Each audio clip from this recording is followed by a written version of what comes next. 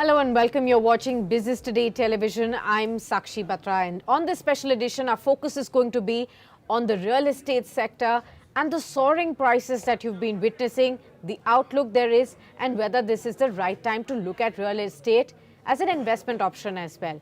Remember, despite the increasing property prices, the rising home loan rates, the upcycle in the residential real estate industry, which began in the year 2021-2022, is now expected to lead to decadal high sales in the year 2023.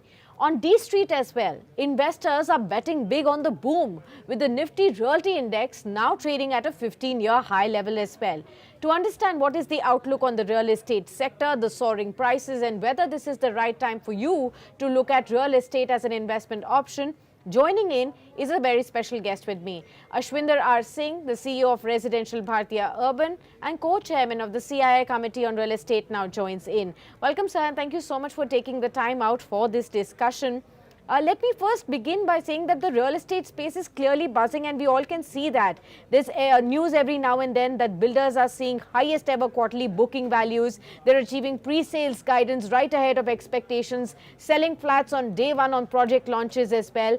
And the news that is now giving us some kind of a concern is the soaring prices. The news reports that we woke up to this morning were that even in Delhi NCR, especially in places like Gurugram, the circle rates are shooting up, especially for the high demand areas as well. So let me first begin by understanding from you, are you also seeing that happen, not just in Delhi NCR, but across India, the soaring prices along with the demand?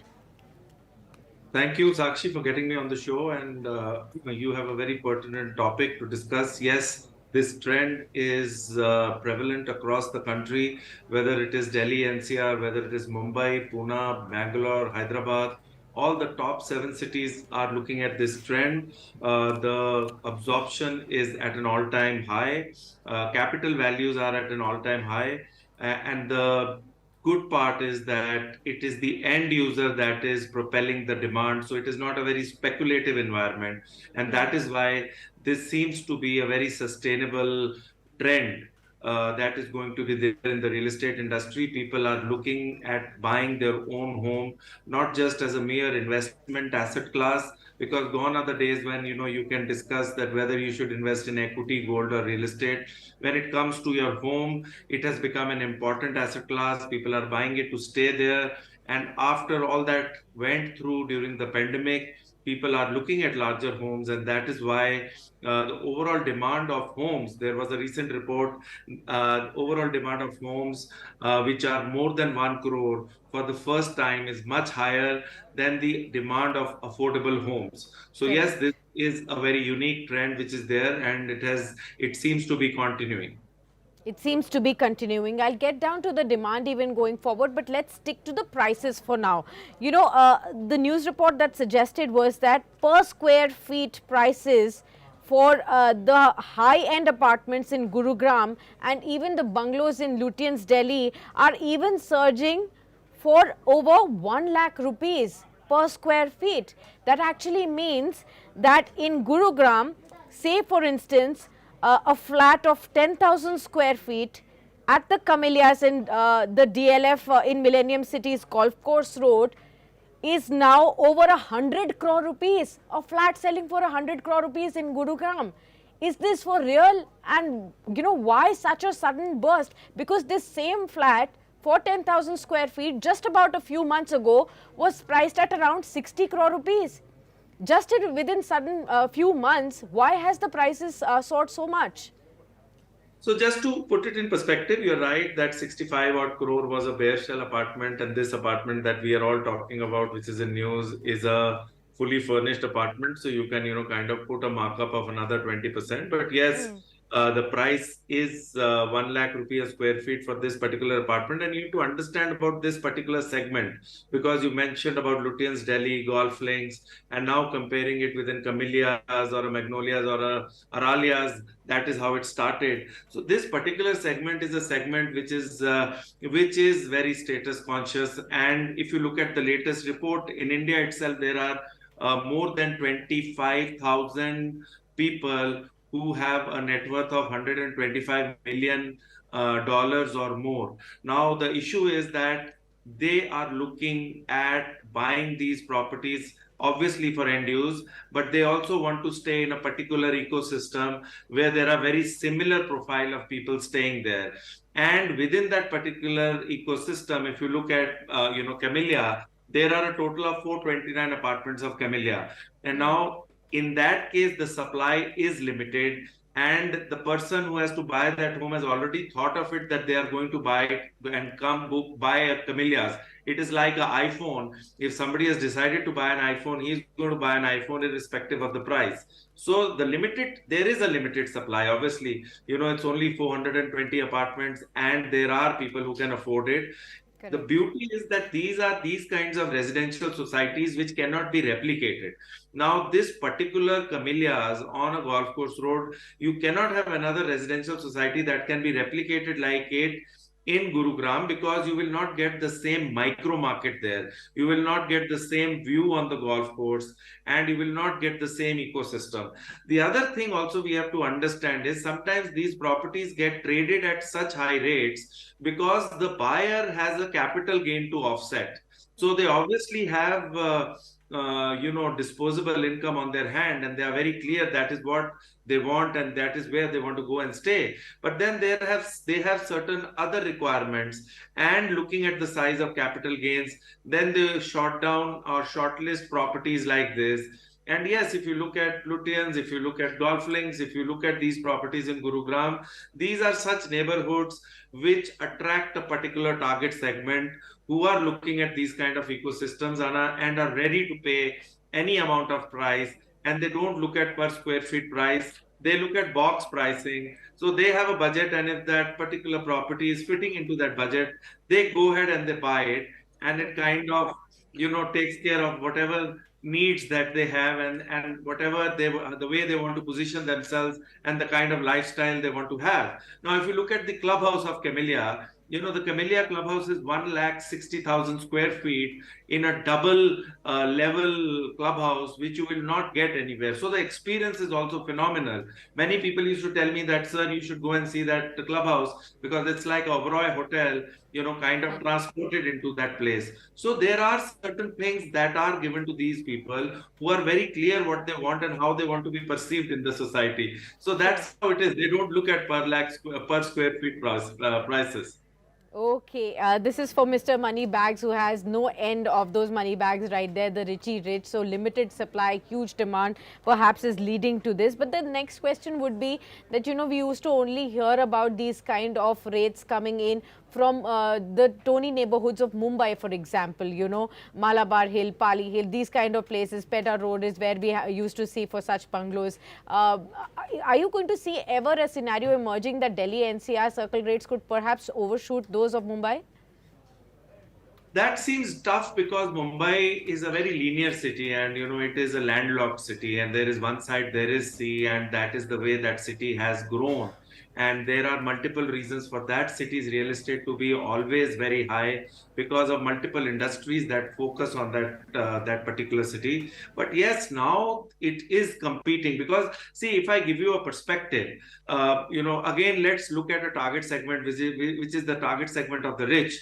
The new report says that there are $800,000 millionaires in India, and between 21 and 22, there were $5 lakh millionaires which were added in India.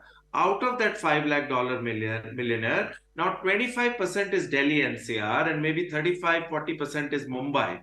So there is a overall the economy is doing well, the incomes are growing, the way India is situated right now, and vis-a-vis the global things that are happening across the globe, there is a favorable environment. But yes, the real estate prices, I feel, are now really becoming high, and I feel they should stop before we kind of get into something where suddenly there is a global incident that happens, or there is some other incident that happens which kind of brings in a sharp kind of a turn in the way things are going.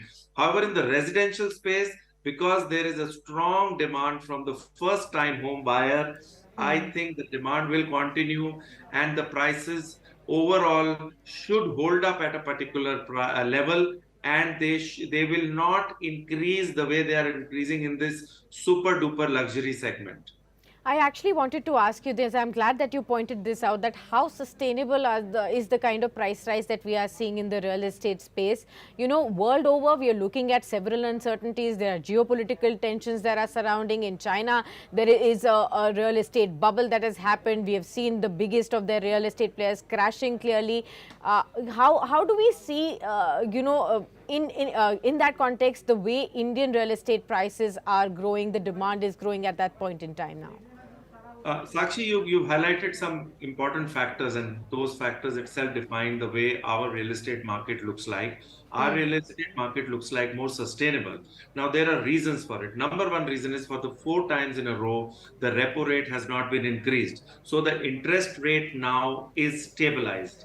The second important point is that the overall scenario of developers, their debt in the last 2 years has gone down, because whatever inventories that were there, which were not selling, and because of which the developers were under pressure, those inventories were sold, and that actually they have not taken as much debt as they can take. Their capacity to take debt today is far more than what they have taken.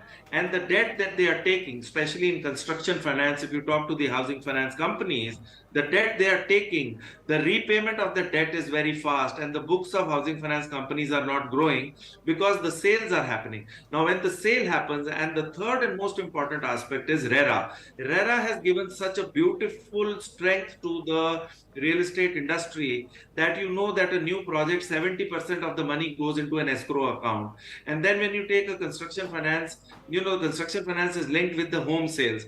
Now, the moment home sales happen, the amount of money that is taken for loan from loan gets swept back by the construction finance company. So what is happening is, right now, the construction finance companies are saying we are not able to grow the book, because the moment we lend, the sales happen and the money is getting returned to us. So debt is not very high.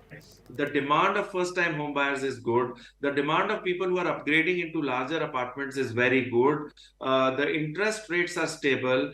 Our overall environment vis-a-vis the global geopolitical situation is far more better. Our domestic demand is very high. In the last 10 days, when the FIs kind of sold 1,000 to 1,500 crores, the domestic funds bought 1,000 to 200 crores. So the money getting into capital markets is also getting supported by the domestic funds. So overall, we are in a very unique, blessed position right now, and I hope that this continues. Okay. What is your outlook on the festive demand, sir? What is the kind of trend that you are seeing across India? Like you pointed out, it was higher demand for luxury homes until so far. Are we also going to see the affordable segment pick up in the upcoming festive season? Of course. See, I don't think now we are in a situation where the festive seasons are really making an impact, because, earlier what was happening was, before 2020, Sakshi, festive season was seen as a time when the developers would come out with new schemes, try and entice people and give them great offers, and the demand was less than the supply. But after 2022, the demand is more than the supply. And my point is that you should not, we should not see the rates going higher. And obviously, in India, the festive season is also seen as a time from the home buyer, as an auspicious time to buy, whether it is Navratras, Dussehra, Diwali. So that natural push is there, where some of the home buyers did not buy earlier, and they will come and they would want to buy it in the festive season. And obviously, there will be some sort of offer that will be going on for them, which kind of pushes them to not delay the decision and buy the buy the home or the property that they are looking at. My current thing is that the supply is lesser than the demand, and as you rightly said, the moment launches are happening, the launches are getting sold in a very quick, swift manner. And I would expect some good number of launches happening across NCR, Mumbai, Pune, Bangalore, Hyderabad, so that it can support the pent-up demand. And this trend will continue.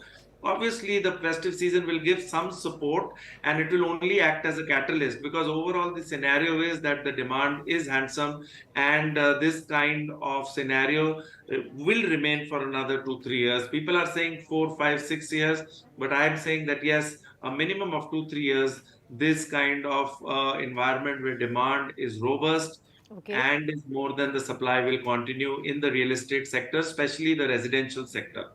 Okay, what would you really suggest the buyers right now who've been sitting on the fence, waiting for some kind of a conducive environment at this point in time, for rate reduction to happen, perhaps prices to cool off a little bit? What would you suggest to them? Those of buyers who are looking for their own properties where they want to reside themselves, or for those who want to just invest in as a investment opportunity in real estate now?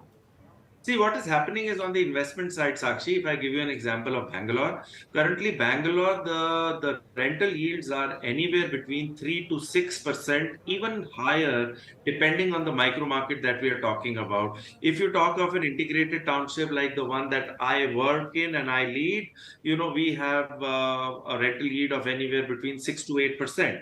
So the investors can easily look at buying residential in areas where the rental yield is good. The home buyer needs to be very clear. My cheat sheet for the home buyer is very clear. You should please choose your channel partner very carefully. You should choose the developer very carefully. You should know the track record of the developer. You should personally go and visit the site. You should understand whether you want to shift in immediately or you want to shift after 2 3 years. Please figure out how much rent you are doing. You are already paying if you are in a rental accommodation.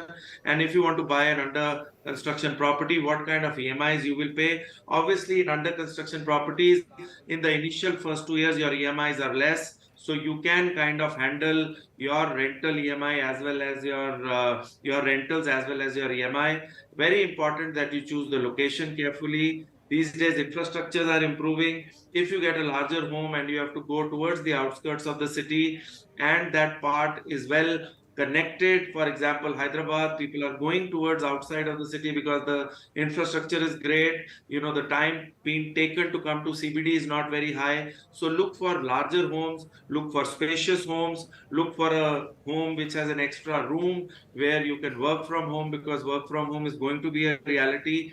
Be very careful. Don't get into a frenzy. Don't get into a FOMO mode that you will, have a fear of missing out. But you should have a JOMO mode, which is a joy of missing out. So happily look after figure out have a checklist, follow that checklist, and you will get your dream home.